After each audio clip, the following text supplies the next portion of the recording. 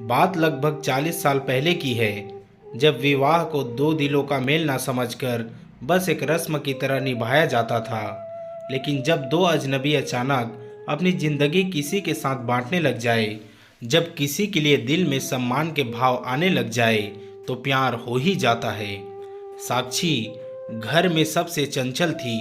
दिन भर मस्ती करना, घर में धमा चौकड़ी करना और इन सब से मन भर जाए तो मोहल्ले भर के आंटियों चाचियों के घर टटोल आना, बस उसका दिन भर का यही काम था।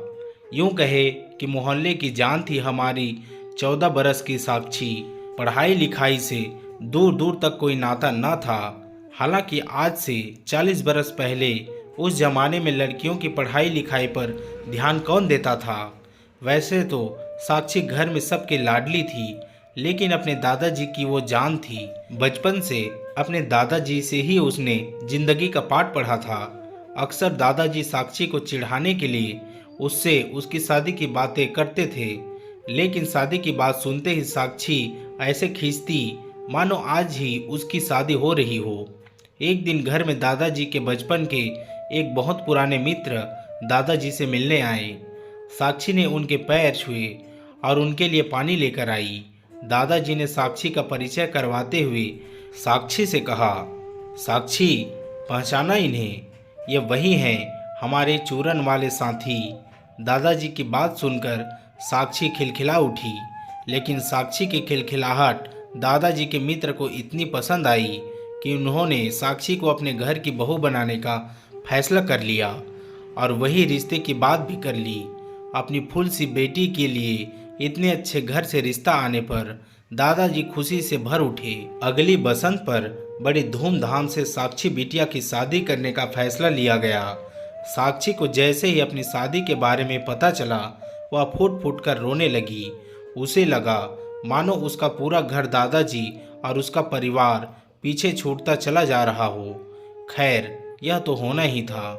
एक 14 बरस की लड़की को शादी के बारे में सिर्फ इतना ही पता था कि उसे अब अपना घर छोड़कर किसी और के घर में जिंदगी भर रहना है। इसी बीच साक्षी की शादी बड़ी धूमधाम से हुई और साक्षी की मुलाकात पहली बार अपने पति से हुई और अगले ही दिन साक्षी के पापा साक्षी को लेने आ गए।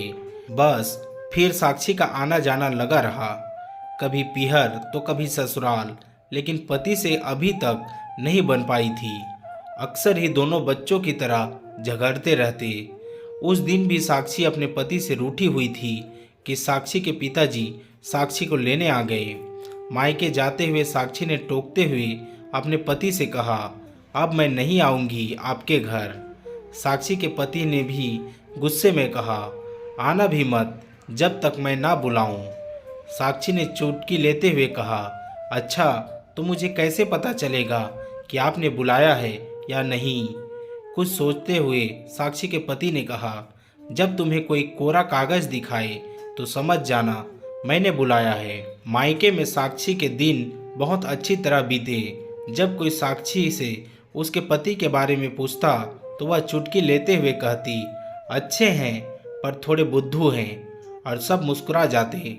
लगभग 15 दिन बाद साक्षी के ससुर जी साक्षी को लेने आए। साक्षी ने उनके सामने कुछ दिन और मायके में रहने की इच्छा जताई।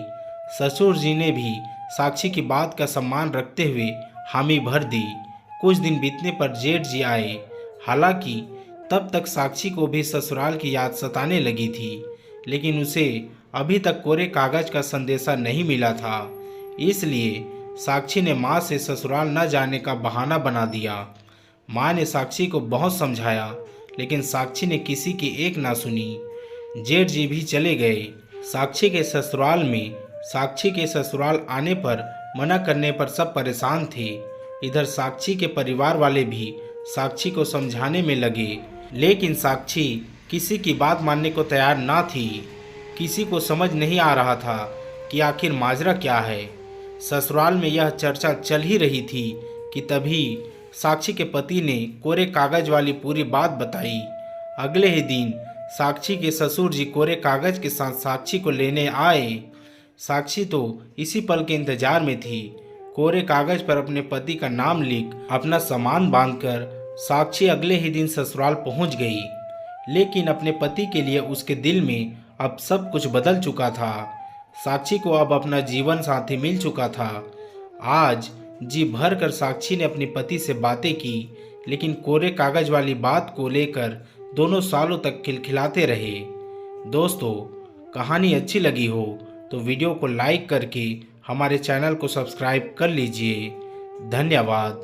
मिलते हैं और भी ऐसे ही बेहतरीन कहानियों के साथ।